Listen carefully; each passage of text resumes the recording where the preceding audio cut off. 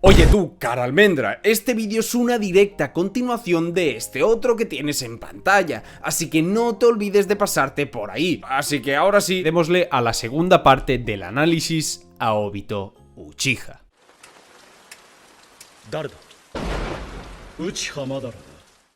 Después de experimentar el infierno con sus propias manos, después de conocer cómo el mundo que tanto anhelaba recorrer solo le dio que desesperación, Obito decidió abrazar el pensamiento de Madara. Y es que desde el inicio se mostró que Obito era alguien con un corazón débil. A la mínima de cambio se la pasaba llorando por la situación y eso le conllevó a creer en las palabras de Madara. Él decidió convertirse en el Salvador, puesto que claro está, después de todo esto, el mismo Madara se llevó a su muerte, porque entendió que ahora iba a seguir completamente su voluntad, no solamente siguiendo sus pasos, sino escupiendo las exactas mismas palabras que éste le dijo, convenciendo a las demás personas como él lo hizo, usando la oscuridad que todos tienen dentro de ella, e incluso, por supuesto, llamándose a él mismo como Uchiha Madara. Y es aquí donde para mí Kishimoto cocinó absolutamente con todo este personaje, usando a 3 situaciones y 3 personajes concretos en un uso completamente perfectos que justificaron todas las acciones y el pensar de Obito, y lógicamente hablaremos de cada una de ellos, porque muchos podréis pensar que lo que ocurrió con Rin no es tan único, es decir, no en todo el mundo constantemente se darán situaciones tan así, es imposible que el mundo ninja sea tan negro como parecía ser en ese instante, ¿verdad? Pues bien, ahí es donde todos nosotros nos equivocamos. Obito trata de convencer a Nagato para que se una a él, algo a lo que Yahiko se niega rotundamente, pues claro está, ellos creen en que los humanos deben entenderse mediante el dolor, mediante el entendimiento mutuo, algo a lo que Obito responde que algo así no puede existir en este mundo, y pues tarde o temprano le darían la razón, porque eventualmente Nagato también se daría cuenta. Y es que hay algo increíble en todo esto, que no sé si muchos saben si decidieron ver solamente el anime, y es que ahí se puede ver cómo Obito se enfrenta a todos los miembros de la Akatsuki original para tratar que estos no puedan cambiar el rumbo de la historia, no interfirieran con Yahiko y los demás matándolos en el proceso. Y aunque no niego que me lo creería, porque sabemos que Obito masacró a miles de ninjas durante toda la historia, creo que en el manga es mucho mejor, porque este literalmente no hace nada. Canónicamente Obito no hizo nada para ganarse a Nagato, no armó un plan con Konoha ni con Megakure para hundir a Akatsuki, no fue culpable de que atraparan a Konan y tampoco fue culpable de la muerte de Yahiko. Él no hizo absolutamente nada, ni procuró que su organización de Akatsuki llegara donde Yahiko, literalmente se limitó a esperar que el mundo shinobi hiciese su trabajo, lo que irónicamente le dio la razón. En este mundo no hay esperanza. Y si me permitís añadir esta vez algo del anime, él mismo se vio reflejado en dicha situación, porque él ve cómo Yahiko muere enfrente de Nagato, así como Rin murió enfrente suyo. La situación era la misma y todo llevaba al mismo sitio, puesto que ellos solamente podrían reencontrarse en el mundo de sueños, porque en este mundo corrompido era imposible. En este mundo no había espacio para la esperanza. Esta es sin duda para mí el mejor ejemplo de lo que es absolutamente todo el personaje. Obito irrumpe en Konoha porque se entera de que Kushina iba a dar a luz, que luego hablaremos de ello. Y Dios, creo que pocas apariciones más de este personaje pudieron generar tantísimo en la historia del manga y en la imagen de este villano. Y es que este acontecimiento fue literalmente el que inició todo el manga de Naruto, el que permitió el nacimiento de lo que conocemos como la historia de Naruto Uzumaki, que fue marcada desde sus inicios justamente debido a Obito, el que fue el causante de no solamente el ataque a Konoha, sino que indirectamente fue también quien mató a sus padres y quien encerró en él al Kyuubi. Hechos importantísimos teniendo en cuenta la relación que este personaje tendría con Naruto más adelante, su contraparte en absolutamente todos los sentidos. Y aquí, qué decir, qué trozo de combate tuvo con su maestro, que fue totalmente espectacular, donde consiguió superar a su técnico técnica del Kamui. Algo interesante porque desde ese preciso instante Minato vio en él el reflejo de Uchiha Madara, de un tipo que podía causar un grandioso problema en el mundo ninja, porque tenía una ideología peligrosa sobre la guerra y sobre la paz, y Minato se dio cuenta que debía encargarse de él en ese mismo momento, cosa que obviamente en parte lo consigue, porque lo vence en ese instante y le quita al Kyuubi, pero lo que me fascina de este conflicto es el cómo se percibe que consiguieron ganar una batalla, pero no consiguieron ganar la guerra, y que tarde o temprano volvería y ahora acecharía esta vez a todo el mundo shinobi. Es decir, Minato se dio cuenta que ese hombre era un peligro gigante para el mundo ninja, pero igualmente no supo reconocer quién era. Y todo este acontecimiento fue obviamente antes de que se nos desvelara su identidad, pero conociéndola y releyendo toda esta parte de la historia, todos, pero absolutamente todos sus diálogos tienen un doble sentido increíble, que conociéndolo bien se vuelven constantes ataques a las que en realidad fueron de sus personas más preciadas. No duda en ningún momento en tratar de matar al hijo de su maestro, no duda en ningún momento de extraerle el Biju a Kushina, no duda en ningún momento de atacar a su villa natal y no duda en ningún momento de enfrentar a su maestro. ¿Y por qué no dudó en ninguno de estos momentos? Pues porque para él este mundo no importaba. Realmente todo lo que hizo en este punto fue con rencor hacia su villa natal, obviamente para hacer más sencillo su plan a posteriori si hubiese conseguido destruir a toda la villa, pero sobre todo porque al final todo lo que ocurriera aquí no tenía un valor. Todas las personas, todas las vidas, todos los daños sencillamente no importaban. No los estaba condenando, sino que los estaba salvando, porque todos iban a ser reconstruidos en su mundo de sueños, porque en este mundo corrompido todo eso era imposible, porque en este mundo no había espacio para la esperanza. 湊先生のお子さんが生まれるんだってさ。戦争を知らない世代だよ。俺たちももう少し遅くに。 Irónicamente, esta escena que parece no tener nada importante y más allá que simplemente rencor, lo ejemplifica todo. Obito pudo matar a Kakashi cuando vio a Rin morir ante sus ojos. Podría haberlo matado fruto de cualquier emoción negativa que sentía en ese momento, que os aseguro desbordaban toda su persona. Pero no lo hizo justamente porque no era necesario, porque realmente no importaba si ahí mismo Kakashi vivía o no. Y mejor aún, el dejarlo vivo le corroboró que Obito tenía razón. Primero que todo, aunque fuese por pura suerte, se enteró del nacimiento de Naruto justamente por Kakashi, quien simplemente podía lamentarse frente a una lápida. Y es que Kakashi fue una de las demostraciones que le dio el mundo shinobi de que no había esperanza. Porque si echamos la vista al inicio, se veía a Kakashi como un genio, alguien sin prácticamente parangón en su aldea, que era un jounin que podía guiar a un escuadrón que tenía jutsus increíbles, que tenía una vida increíble por delante, pero solo pudo que llorar su muerte. Y aunque Obito lo único que le pidió en su lecho de casi muerte fue proteger a Rin, tampoco lo consiguió. Alguien que lo podía y tenía las capacidades para conseguirlo todo, no podía conseguir nada. Un fracasado que venía a las tumbas de sus amigos caídos, agachando la cabeza por no poder ser el héroe que todos creían debería ser. Por eso este mundo no tiene sentido, porque alguien como Kakashi solo acumulaba fracasos, así como también lo hicieron Nagato y Minato. En el caso de Nagato, él tenía el Rinnegan, un doujutsu implantado por supuesto, pero que tiene el poder de prácticamente un dios. Si alguien podía hacer un cambio en el mundo shinobi, debía de ser él. Sin embargo, tampoco consiguió nada. Sucumbió ante el mundo de los ninjas que los aplastaba a su paso y se convirtió en alguien que perdió toda la esperanza, en su alter ego Pain, que solo demuestra que en este mundo solo hay dolor, incluso para la gente que lo podría cambiar todo. Y en el caso de Minato, pues obviamente también, nombrado como cuarto Hokage, el relámpago amarillo de Konoha, que no pudo llegar a tiempo para salvarlo a él mismo, que no pudo llegar a tiempo para salvar a su aldea y que por supuesto no pudo ni reconocer a su propio alumno. Si una de esas acciones hubiese cambiado, seguramente la historia de Obito y de este manga hubiesen sido totalmente distintas, pero alguien que era un ejemplo a seguir para Obito no consiguió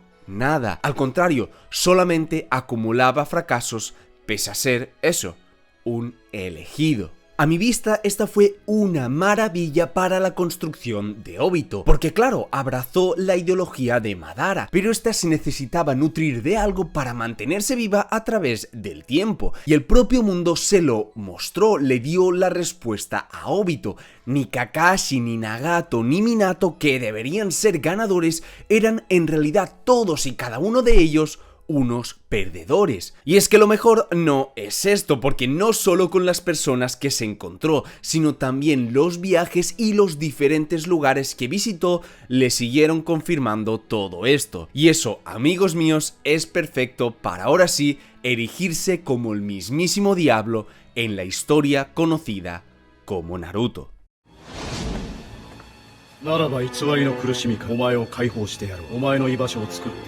Ok, tenemos demasiadas cosas a comentar aquí, porque una vez teniendo el plan sobre la marcha, con la formación y reclutamiento de los Akatsuki y con el objetivo de reclutar a los Bijus, este se adentró en una aldea como Kirigakure y se hizo cargo de ella. Y es que a ver, en ese entonces Obito se enteró de los planes que estos tenían con Rin, sobre destapar su Biju en Konoha y formar una invasión y bla bla bla. Y el ir a su aldea y actuar como Kage creo que fue una decisión basada en distintos motivos. El primero podríamos pensar que es por puro rencor hacia ellos, y esta era una forma de destruirlos por dentro tal y como hizo con Konoha, lo cual en parte pues puede tener sentido, porque aunque tratara de aparentar que el mundo no le importaba y todo eso, sus acciones mostraban cierto resentimiento hacia ese mundo que él en teoría ni siquiera valoraba, lo cual es una súper interesante dicotomía en el personaje. Pero todo esto también creo que se debe a algo muy importante, y es que Yagura, el Mizukage, era un Jinchuriki. Por ende, Kirigakure, quien contaba con un Kage con un Biju, al conseguir dominarlo con su Genjutsu sería matar dos pájaros de un tiro y mantener apresado a dicho Jinchuriki mientras tratan de recopilar a los demás Bijus. Y además, eso serviría para destruir por dentro a una nación como la de Kirigakure, que por supuesto solo le ejemplificó para él que incluso en otras aldeas el mundo era una mierda. Porque sí, obviamente la puso patas arriba, pero no hubo indicios ni de entre los niños, que recordemos se debían matar entre ellos para hacerse shinobis, de que rechazaran todo eso y evitaran pelear. Al contrario, todos se destripaban entre ellos creando a monstruos y nadie hacía nada para tratar de evitar las matanzas. Todo esto fue hecho obviamente por rencor en parte, pero le siguió dando la razón sobre todos los pensamientos que tenía sobre este mundo. Y por supuesto demuestra que no es casualidad que a las dos aldeas con las que tuvo contacto directo Obito fuesen las que casualmente les conectaban con él por uno u otros motivos. Otra decisión tremenda que nos muestra hacia dónde iba el personaje desde todos sus inicios, ya que solo atacó a Konohagakure y a Kirigakure porque tenían algún tipo de conexión con él. En cuanto a lo de Kisame, pues no voy a negar que está medio raro que le mostrase su rostro únicamente a él en todo el manga, y no se aclara exactamente el porqué más allá de para ganarse su confianza, y pues en cierta manera lo veo como una muestra de transparencia entre tanta falsedad que tanto él y Obito vaticinaban en el mundo ninja. Es decir, todos recordáis que Kisame vivía en una falsa realidad por tener que matar a gente de su propia aldea, y creo que este acto de Obito fue uno muy interesante para ambos personajes. Y esta conexión y relación me parece muy buena porque proviene de nuevo del cómo se forjó el mundo shinobi y el infierno que ambos vivieron en este, prometiéndole a Kisame un mundo alejado de todo eso, consiguiendo ganarse no a un shinobi poderoso únicamente, sino a un compañero confiable que iría a la mismísima muerte por él, que es justamente lo que acabó haciendo.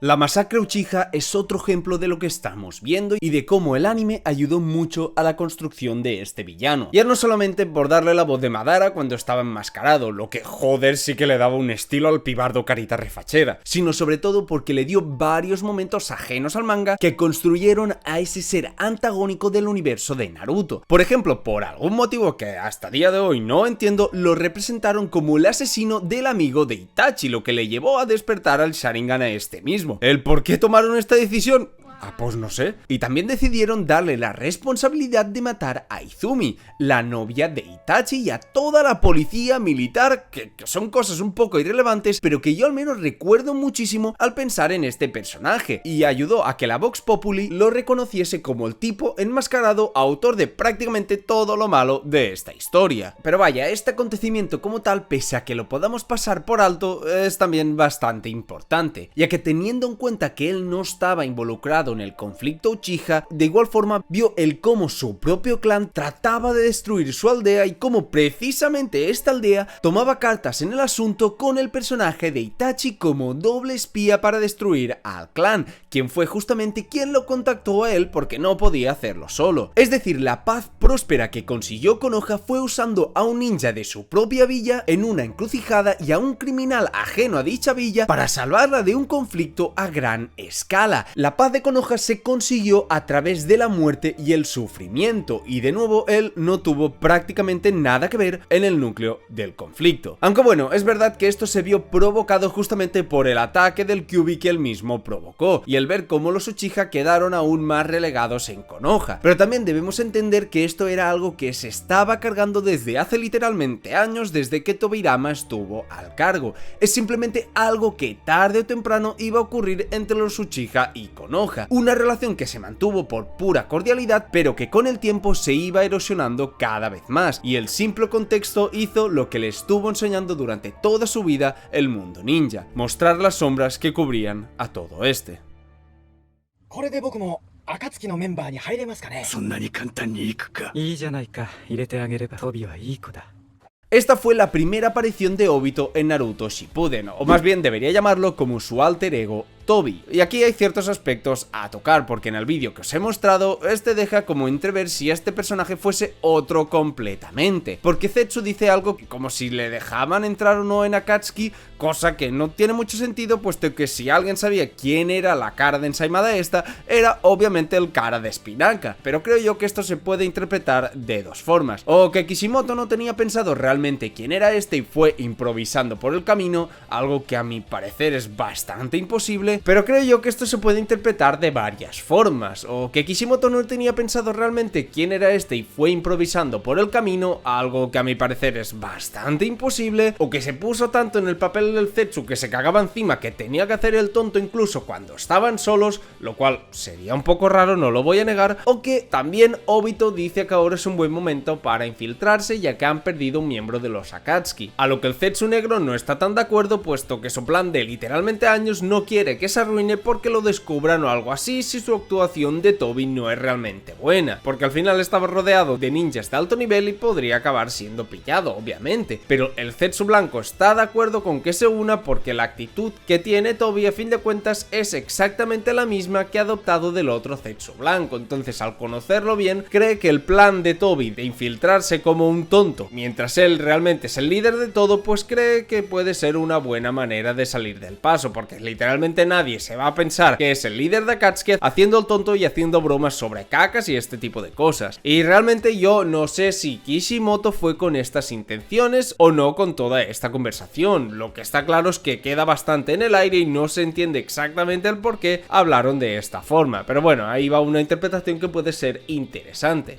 Sea como fuese, aquí empezó el que para muchos es el mejor tramo del personaje con su identidad de Tobi, quien obviamente si eres fan de Naruto debes adorar en todo su esplendor, pero que además tiene demasiado sentido, porque qué mejor forma de mantener oculta tu identidad y tu poder estando presente en la organización sin mostrarte a la luz que siendo el subnormal e idiota de turno a la que todos se la pasan pegando, echando chistes y viéndolo como un total estúpido. Lo que me obliga a hablar del por qué estos constantes cambios en su personalidad, por qué tantos alter egos, tantas maneras de nombrarse a sí mismo y demás. Madara, Tobi, hombre enmascarado, líder de Akatsuki. ¿Qué significa esta falta de identidad constante en el personaje? Pues justamente eso es lo que trata de esconder su máscara. Esto lo explicó genial mi amigo Hashi en su vídeo sobre Obito, pero básicamente todas estas versiones de él mismo solo fueron que simples engaños, simples capas sobre las que esconder a su verdadero yo, Obito Uchiha. Esto lo hablaremos más adelante, pero queda claro que todos estos intentos por ser a alguien distinto a lo que era realmente fue única y exclusivamente porque eso era más sencillo que afrontar su vida como Obito Uchiha. Al ser Madara, la muerte de Rin o los fracasos de Kakashi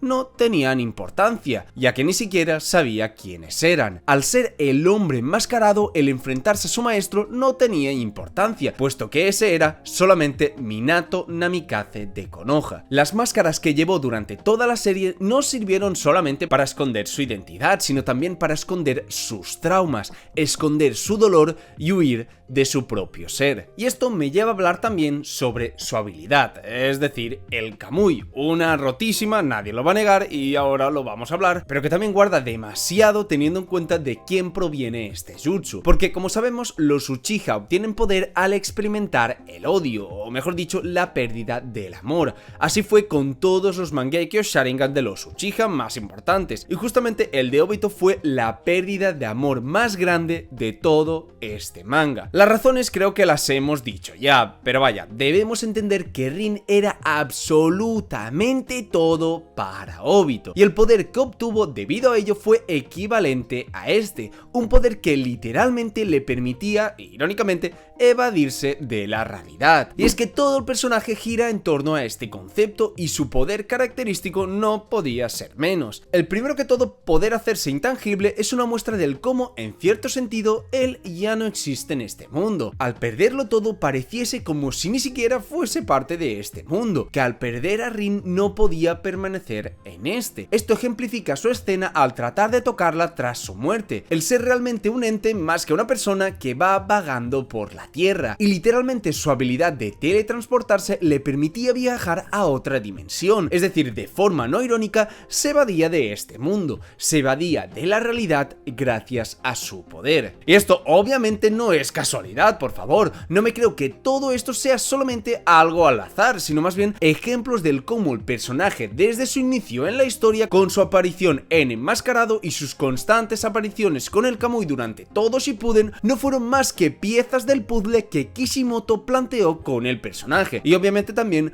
con su desenlace. Pero vale, Servok, muy interesante todo esto, pero el Kamui rompe Naruto, ¿no? Pues a ver, en ciertos aspectos sí que estoy de acuerdo, ya que podía ir a prácticamente todos los sitios del mundo Shinobi en un simple instante, lo que le permitía tener un control constante de todo junto a su compañero Zetsu. Ellos controlaban a Akatsuki y podían controlar todo lo que se movía en el mundo ninja. ¿Pero eso rompió Naruto? Pues en realidad el tema está bastante confuso, la verdad. Esta es la parte genuinamente que creo que es más complicada del personaje, fuera de su evolución, de su narrativa y todo eso. Y a la conclusión a la que llegué yo es que simplemente el autor lo dejó en el aire y no quiso mancharse las manos para no fastidiar algún que otro detalle. La habilidad del Kamui era tan impresionante y tan única, totalmente fascinante, increíble dentro de su universo, que vaya, a mí me encanta, pero no supo ni quiso gestionarla del todo. Porque al principio en el guión que estoy leyendo ahora mismo os iba a comentar que al final del manga hay un diálogo que nadie recuerda sobre Obito, remarcando que debe marcar un lugar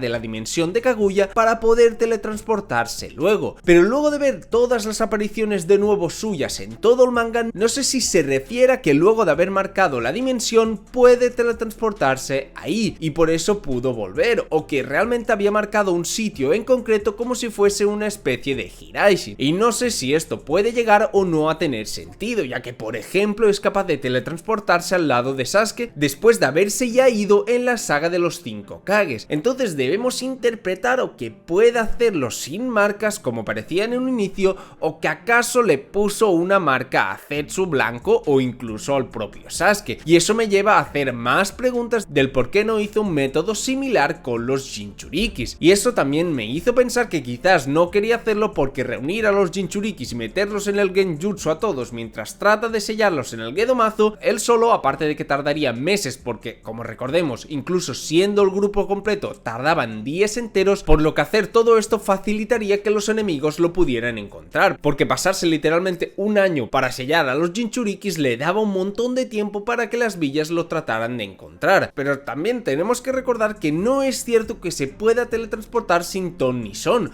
porque no sabía dónde estaba el cuerpo de Nagato para encontrar el Rinnegan y por eso metió en un genjutsu a Conan. Pero eso me hace preguntarme también si Zetsu no podría haberlo encontrado, ya que al final él puede visitar a prácticamente todos los sitios del mundo ninja. Y vaya, como veis salen respuestas con más preguntas y más respuestas y más preguntas, y esto es un bucle infinito. Lo que está claro es que no se explicó del todo el funcionamiento de la técnica, qué limitantes o no limitantes tenía y cómo Zetsu apoyaba este jutsu o no, por lo que para mí todo esto se queda en una incógnita. Yo creo que Akatsuki debía formarla sí o sí por el tema de tener a alguien que controlara el Gedomazo como era Nagato, y aliados para posibles combates y para sellar a los Bijus, que repito, creo que lanzarse un plan de él solo contra el mundo sería realmente muy arriesgado. Pero está claro que esto o se le fue de las manos a Kishimoto o sencillamente lo dejó pasar para no complicarse ni contradecirse en algún punto. Así que no sé, contadlo como incógnita, como error o como os apetezca, que repito, a mí me encanta el Kamui, pero que no se explicara exactamente cómo funcionaba su teletransportación, pues es algo obvio.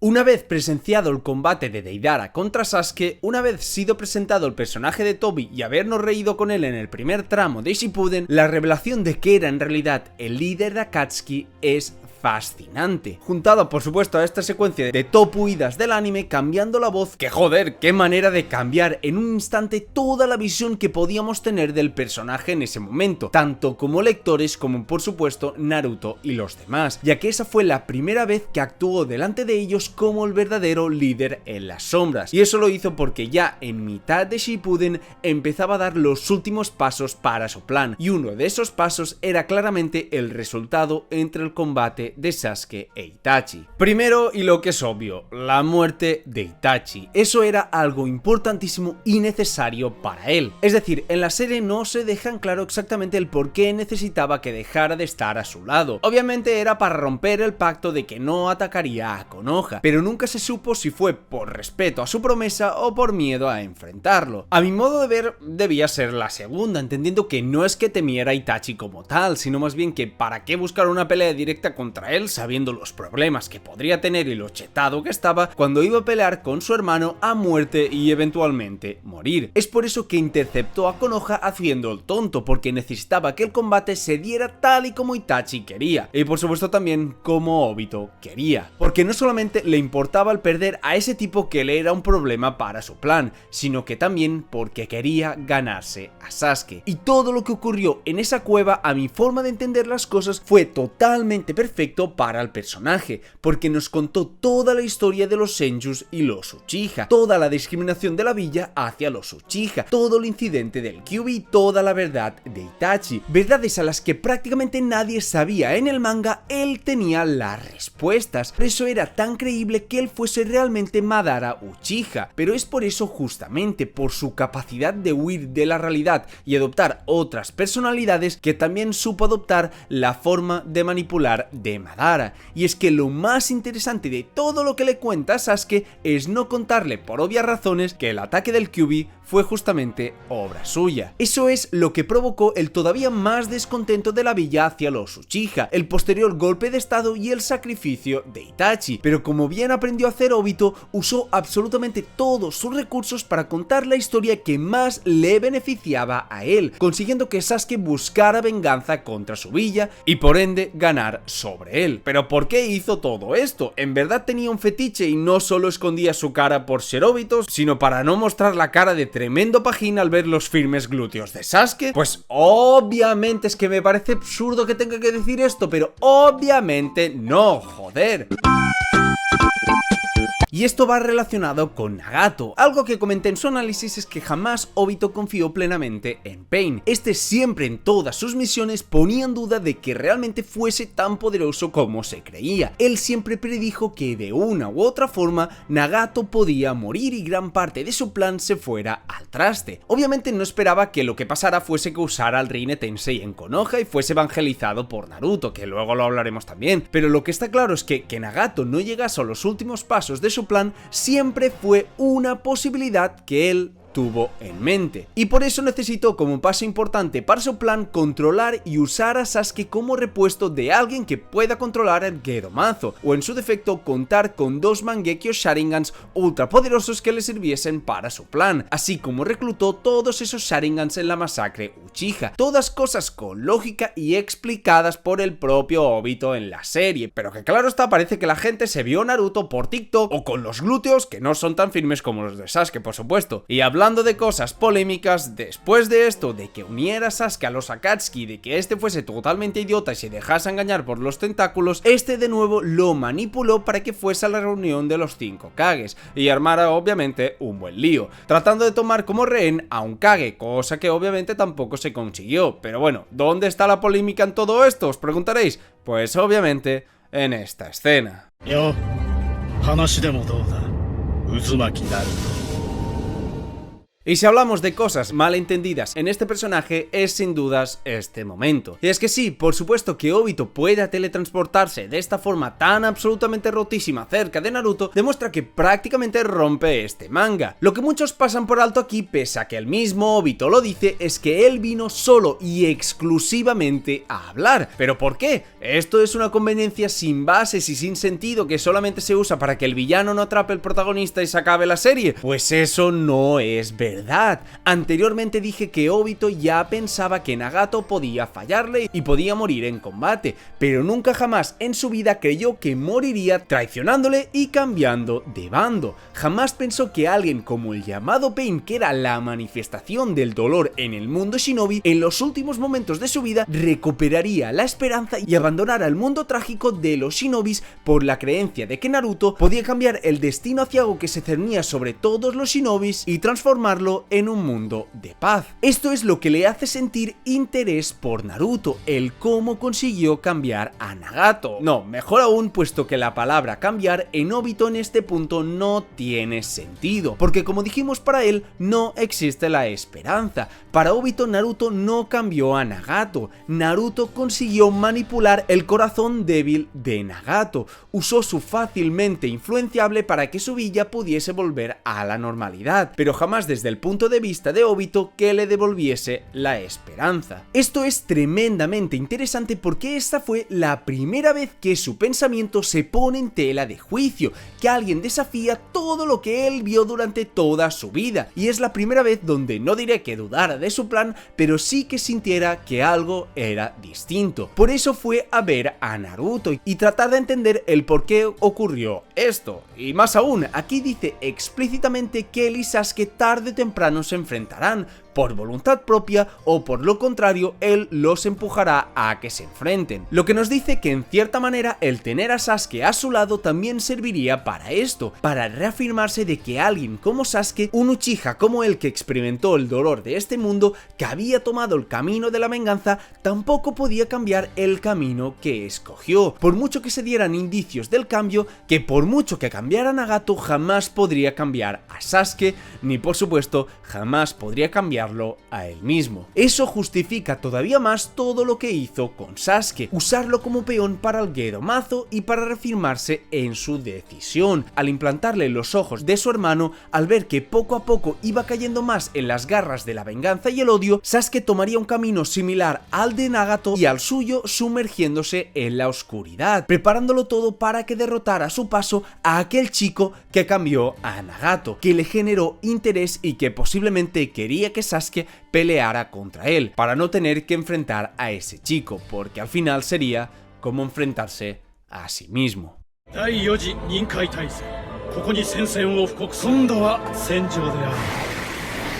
Esta declaración ante los 5 Kages es realmente demasiado importante porque es la primera vez que cuenta su plan a los espectadores, pero mejor aún a los líderes de las 5 naciones. ¿Y por qué hacer algo así? ¿Cuál puede ser la motivación detrás de esto? Pues aparte de obviamente tratar de capturar a los Bijus, mediante una guerra poner en jaque a quienes dominaban realmente el mundo shinobi, señalarles en la cara que al final lo único que puede salvar a este mundo es el Tsukuyomi infinito. Esto se ejemplifica en la misma saga, puesto que los 5 líderes de las naciones no fueron capaces de reunirse hasta llegar a un punto donde todo parecía perdido. Nadie respondía a las convocatorias constantes por parte de Tsunagakure o Konohagakure para hacer una cumbre, hasta que finalmente todo estaba hecho un desastre y solo quedaba un Biju con vida. Pese a que Akatsuki durante todo el manga fue ganando terreno e influencia, las naciones no hicieron nada hasta que estuvieron con el agua al cuello, puesto que solamente se movían por sus propios intereses. Incluso hubo aldeas que usaron a la propia Akatsuki para llevar a cabo misiones en el bajo mundo, lo que nos quiere decir que aunque había una relativa paz entre las aldeas de cara al público, sin haber guerras de por medio, esa no era más que una farsa, porque debajo de la mesa todos estaban intentando joder entre ellos. Por eso cuando este les cuenta su plan y estos lo rechazan diciendo que eso no tiene sentido, porque la paz en una ilusión es solamente eso, una ilusión, que unificar el mundo de esa manera sería solamente para conseguir poder o como un escape para evadir la realidad, pero que se contraargumenta todo esto muy fácilmente preguntando que qué fue exactamente lo que hicieron ellos para conseguir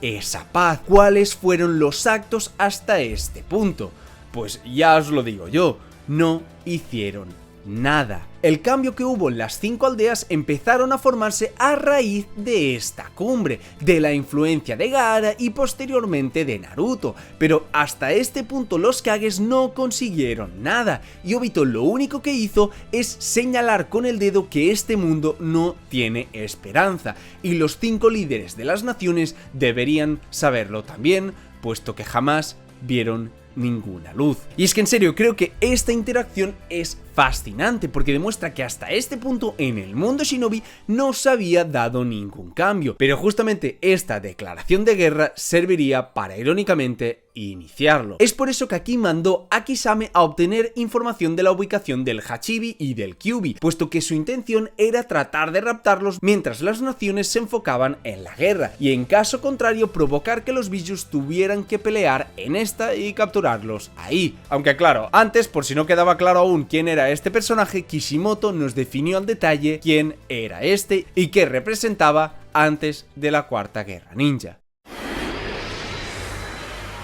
輪廻長門の隠し場所を素直に話す気はなさそうだな。 La pelea contra Conan la considero vital para entender al completo a este antagonista, puesto que refleja varias cosas sutiles que por alguna razón la gente decide ignorar, y mejor otra vez cosas como guionazo, como es que es Uchiha y se salva por interés del autor, y demás cosas que para mí pues no tienen sentido. Para abordar rápido el tema, sí, tiene lógica que Obito pueda usar el Izanagi, teniendo en cuenta que ya lo conocía cuando se mostró en Danzo, teniendo en cuenta que ya se mostró que tenía células de Hashirama, y porque, como he repetido varias veces ya, Obito era Madara, tenía el conocimiento de las verdades históricas de este mundo, sobre el poder del sabio de los 6 caminos, sobre el yin y sobre el yang. Todo eso lo tenía gracias a toda la base del personaje. Quejarme de algo que en realidad solo nos hacía ver cómo esto estaba todo planeado con anterioridad, lo siento totalmente absurdo, solo demostrándonos que el tipo de la máscara en realidad tenía el poder, pero sobre todo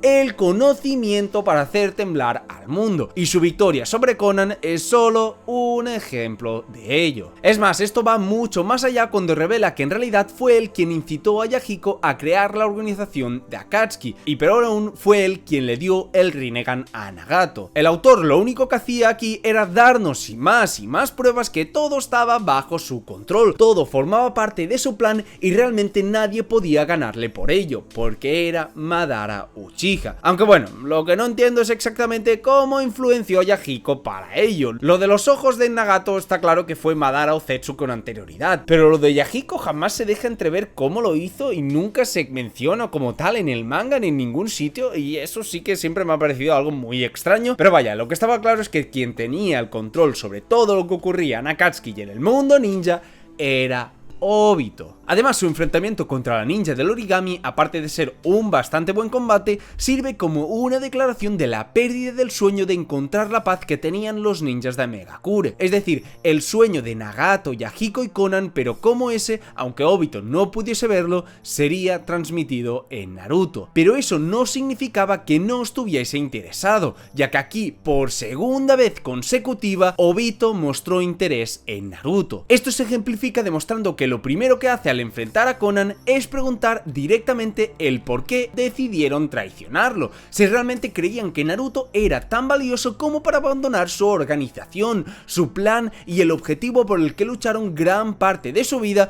por un simple chico. A lo que Conan contestó que todo lo hicieron porque Naruto era la luz, mientras que Obito era la mismísima oscuridad. Y en un mundo oscuro, las flores de la esperanza, que eran Naruto, no podían florecer. Nagato y Conan vieron en Naruto la esperanza que hace tiempo se apagó, una esperanza que, tal y como le dijo a los Kages y tal y como vio durante toda su vida, no encontró jamás. Es este dilema el que realmente construye todo el combate entre ambos, y diré más, lo de Izanagi solo hace que favorecer la narrativa de este momento. Y tranquilos que me explico. Él obtuvo el poder del sabio de los 6 caminos para poder realizar un jutsu como ese, el tener el poder Senju y el poder Uchiha, el poder del Yin y el poder del Yang. Eso en conjunto le da la capacidad para hacer de la fantasía una realidad, y poder volver a la vida es justamente una demostración de ese poder. Sin embargo, lo que nadie habla en este combate es en la contradicción que supone ese pensamiento en el personaje, ya que cree que con el poder puede hacer algo así, es decir, convertir una fantasía en realidad, pero no cree que un mundo de paz basado en el entendimiento mutuo, esa fantasía utópica, pueda convertirse en una realidad. Y eso obviamente es una contradicción, porque sí que cree que puede hacerlo mediante el poder, pero no mediante el entendimiento mutuo. O mejor dicho, se niega a creer todo esto, porque después de acabar con Conan e ir a por el Rinnegan, encuentra a Nagato sonriendo en su lecho de muerte, como si en los últimos suspiros de su vida encontrase una esperanza que le permitía morir con una sonrisa. Es esa negación de Obito, el querer negar que una fantasía así pueda ser una realidad, lo que le lleva a cambiarle el rostro a Nagato. Una escena increíble que muestra el cómo, pese al mostrársele esa luz, él decidió mirar hacia otro lado y seguir su camino de oscuridad. Y es que esta dicotomía es totalmente increíble, porque demuestra el cómo el personaje trataba de convencerse a sí mismo que su camino a través del poder